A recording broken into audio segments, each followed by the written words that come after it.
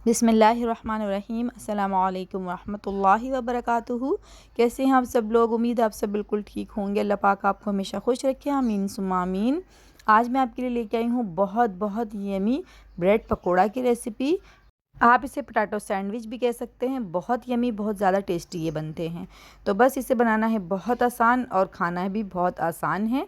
तो बस इसे आप टी टाइम में भी बना के सर्व कर सकते हैं। बच्चों के स्कूल के लंच बॉक्स में बना के आप इसे दे सकते हैं। बहुत यमी ये बनते हैं। तो आइए बनाना स्टार्ट करते हैं। यहाँ देखिए 3 बड़े आलू लेके मैंने उन्हें पहले बॉईल कर लिया था, फिर उन्हें मैश कर लिया है। अब यहाँ 1 अदद मैंने मीडियम साइज़ की प्याज ली है और उसे इस तरह से चॉप कर लिया है। तो ये इसमें शामिल कर देंगे। आधा कप लिया है मैंने हरा धनिया। 3 से 4 अदद हरी मिर्च लेके उसे मैंने बिल्कुल बारीक बारीक चॉप कर लिया है। अब ये देखिए ये है दही बड़ों का मसाला, जिसमें मैंने साबुत लाल मिर्च, ज़ीरा और साबुत धनिया लेके उससे पहले भून लिया था, हल्का हल्का सेक लिया था, फिर उसे अच्छे से कूट लिया था।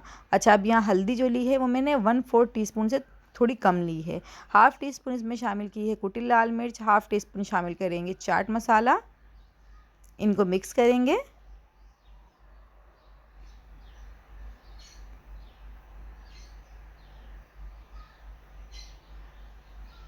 अच्छा, अब हम इसमें शामिल करेंगे सबसे मेन चीज़ नमक। अच्छा, नमक यहाँ मैंने लिया है हाफ़ टी स्पून। आप अपनी टेस्ट के अकॉर्डिंग लीजिएगा, कम या ज़्यादा जैसा आप पसंद करते हैं। तो बस नमक शामिल करके मैंने उन्हें अच्छे से जो है मिक्स कर लिया है। अब यहाँ मैंने लिए है ब्रेड के स्लाइस, और देखिए एक एक स्लाइस में हम लगाएंगे केचप। आप चाहें तो चिली गार्लिक सॉस भी लगा सकते हैं, या फिर ग्रीन चटनी जो होती है वो भी बना के आप इस पे लगा सकते हैं। बहुत ज़्यादा टेस्टी बनेंगे ये फिर। और अब एक स्लाइस पे हम इस तरह से लगा देंगे ये जो हमने आलू का मिक्सचर तैयार किया था।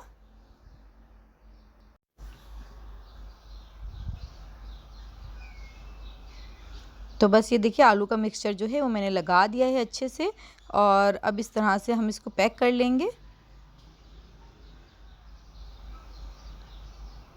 देखिए अब इसी तरह से हमने बाकी भी सारे बना लेने हैं।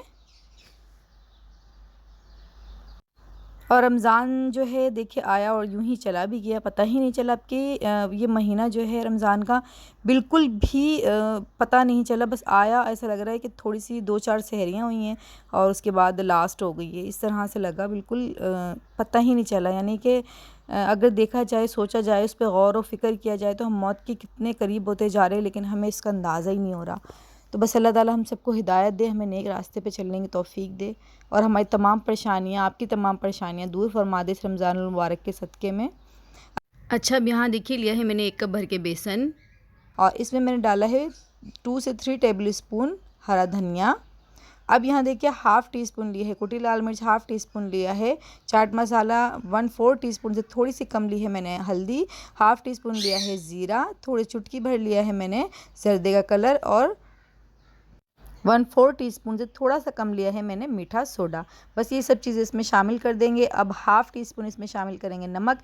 नमक आप अपने टेस्ट के अकॉर्डिंग शामिल करिएगा, कम या ज़्यादा जैसा आप पसंद करते हैं। तो बस इसको अब हम थोड़ा थोड़ा पानी शामिल करके इसका एक हम बनाएंगे थिन सा बैटर। बहुत ज़्यादा जो है हमने इसको थिक नहीं रखना है। ये देखें, अब इसके अंदर हम स्लाइस जो है इस तरह से डिप करेंगे। पूरा अच्छे से इसको हम पोर कर लेंगे, और अब हम इसको कर लेंगे फ्राई। ये देखिए अच्छे से मैंने इसको पूरा डिप कर लिया है इसमें, और बस इसको फ्राई कर लेंगे। तो बच्चों को ये बहुत पसंद आएंगे आप बनाएंगे तो इंशाल्लाह।